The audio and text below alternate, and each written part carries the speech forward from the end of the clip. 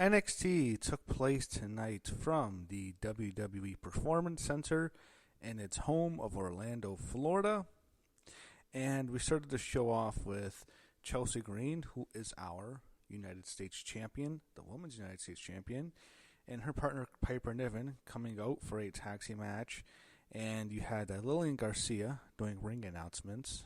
And I'm not sure why she was on NXT this week, or if this is going to be permanent, but she was here this week. And then their opponents are Zaria, who comes out along with Sol Ruca, who doesn't get her own entrance, unfortunately.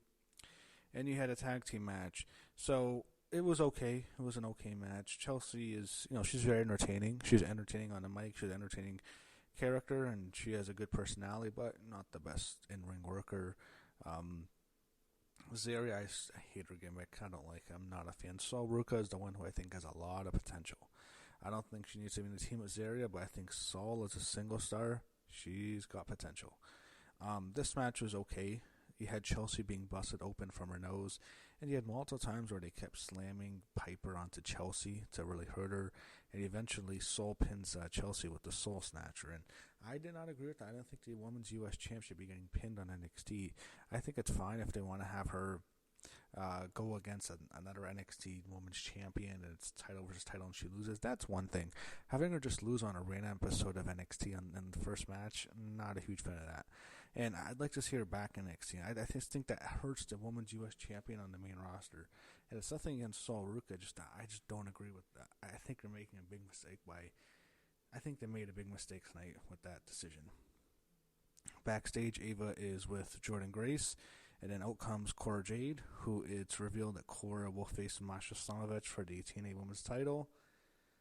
That was before until the events of tonight. Hopefully Cora's okay. Anyway, it was announced that Cora and Jordynne will have a match with her in the night. Jada Parker came out for a match with Kalani Jordan. They go to a backstage where Trick Williams is arguing with Ava. Then two random guys come in and they get into a fight with Trick, and it says it's a match. Two guys who were basically lackeys of the Chase U guy, Mr. Chase, Andre Chase. So yeah, Jada Parker and Kalani Jordan. They had a very good matchup here. Near the end of the match, the fans really got into it. So it was back and forth to start. It was okay, and then it really picked off near the end when it got really, really good. So Kalani hit this really great Spanish fly, and it looked really good, and it just shows you how athletic Kalani is. She is super agile. You don't really see too many women with her athleticism in the WWE, and that's really where she really shines. Jada has a great look. She uses her ass as a weapon, which is funny, but she also can move well in the ring. She's athletic as well, and she has a look to her where she looks like, she can kind of kick your ass a bit, and I like her looks. In some ways, it reminds me of Bianca Belair in some instances, but I don't know if she's going to be successful, hopefully. But they had a good matchup. Near the end, Kalani Jordan misses a really good 450 splash, and then Jada hits her finish and wins the match, so she gets a big win. The fans are really into Jada here. They kept chanting Jada Parker. Jada, I don't know how you say it, but they really like Jada here. After she wins, she gets on a mic and says she's going to be watching Julie and Stephanie Becker at Roadblock, and perhaps she gets the winner. And, if the reports are true about Julie's injury, it's probably going to be Stephanie. Anyway, to make my last points in this, I really hope the thing with Julia is not what it is. I hope she doesn't have to lose her belt, because it looks like she's probably going to. And I don't mind Stephanie beating Julia at all. I really like both of them, but I really wanted to see that match at Stand and Deliver. I think if they went on Stand and Deliver, they could have had the best match of the entire weekend. If they really, I'm sure they would have got time. They would have got time, and I think if they put out the performances that we know they're capable of, man, they could have stolen the whole weekend, and it's a shame. Because I'm not sure we're ever going to get that match at NXT on like a major PLE show, especially during WrestleMania season, because, Julia or Stephanie, one of them might be on the main roster by next year. It's possible. And we just might not get that match. We don't know who's going to get hot in NXT. What if Jada Parker becomes a big star? I think this is their one big chance to really do this match in NXT and make this an all-time classic. And they're probably going to miss out when even the match next week. If Julia's hurt, it's not going to be the match that they're both capable of. So backstage, you had the family. They're interviewed by returning Kelly Kincaid. They are feuding with Shawn Spears right now. So Kelly's back. She was pregnant, so nice to see her back. You had Matt Hardy and Jeff Hardy heading to the ring, and then we see Obafemi doing one of these worked press conferences. Kind of boring. He's setting up his match at Roadblock with Moose. Hardy Boys come out. They just get a huge freaking pop in the PC. They're introduced by Lillian Garcia in 2025. Man, I feel like I'm a little kid again watching the Hardys in like 2000, 2001. Being introduced by Lillian Garcia. That was a nice wholesome moment for me. They just came in and they just really, really, really put over NXT. They really love NXT. They're putting it over. They're putting over Fraxium, and then Hank and Tank interrupt them. Fans are furious, but like they come out as babyfaces just the fans stop because you're interrupting them that you're going to be heels. But they just ask for advice, and the Hardys give them like really good advice. It's basically life advice. And it actually works really. It was kind of awkward. I'm not gonna say it was great, but it was okay. Then Briggs and Nakamura come out. They interrupt, and they are just hated. Briggs cut a freaking great promo here. He really rips into them, and Nakamura just said his one-liners. He's just really good in the ring. Then they're starting to grow on me a bit. Eventually, they brawl with Hank and Tank, and Hardy stay in the ring. All of a sudden, the Hardys turn around and Fraxium in the ring, and they shake hands, and they hype up the match next week at the Garden for the TNA Tag Team titles, Hardys against Fraxium. We have a really great video package hyping up Julie and Stephanie Vaquer in the Madison Square Garden next week.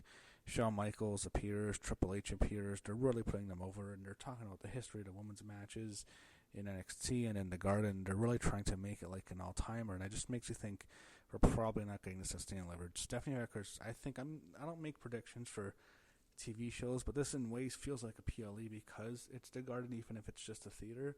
I think Vaquer's winning the belt. I think she's going to beat Julia, win both belts, and Julia's going to take some time off. Next, speaking of taking time off, I hope this is the worst part of the show, and not necessarily I know it's bad, it's just it sucked what happened. Jordan Grace, her first official match in NXT under a WWE contract, like her first singles match. It's against Cora Jade, and Cora's had a history of knee injuries. She's coming off a long recovery in which she was off, I think, close to 9 months from an ACL tear. And, she returned actually on the first NXT on the CW back in October. That was a cool moment when she helped Roxanne Perez retain her NXT Women's title against Julia, and that was Julia's first match. That's when Cora interfered. And she's been aligned with Roxanne, now she's not, and, it seems like they've been using her in TNA so she can get reps. I really think they want a lot for her. She definitely has potential. She has a great look, and she's really young. And I don't know what happened, but she got hurt. She slept on the ring rope, and I think she tore her ACL. I hope I'm wrong. Maybe it's something's bad.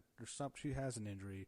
There's no questions asked. Look, the way it ended right there, and the way she's telling the referee, my knee's fucked up. You can see her mouth it to the referee, and it's clearly a knee injury. Now, does not mean it's an ACL tear. I think it probably is for her to be in that much pain. Could be a PCL tear or MCL tear or a meniscus. I hope it's that. She'll miss time. Won't be that much. If it's an ACL, oh man,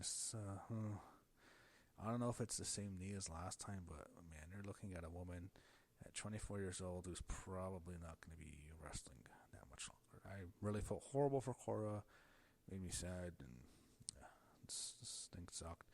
Refs just stopped the match, and I saw the whole thing on commercial break. You can see Cora have her hands over her head, her face, so people don't see her cry, and that was not fun. We see a video package of the family on their feud with Shawn Spears. Ethan Page is here, and he has a split-screen interview with Javon Evans. It's announced that, basically I should say what happens. Page cut a promo, Evans cut a promo, same stuff we've seen a million times. And it's announced there that they're going to have a match in NXT next week in Madison Square Garden, the theater at Madison Square Garden.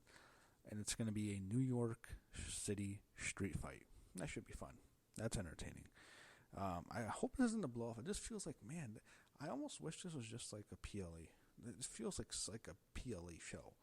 And I know it's before Sting and Liver, but man, like they're not even doing anything with Sting and Liver, and Sting and Liver is still a long time away. It's a weird thing with WrestleMania to have so much time to build, and Sting and Liver it's the biggest PLE, but it's not like WrestleMania. So, like this roadblock it's a PLE. It basically is.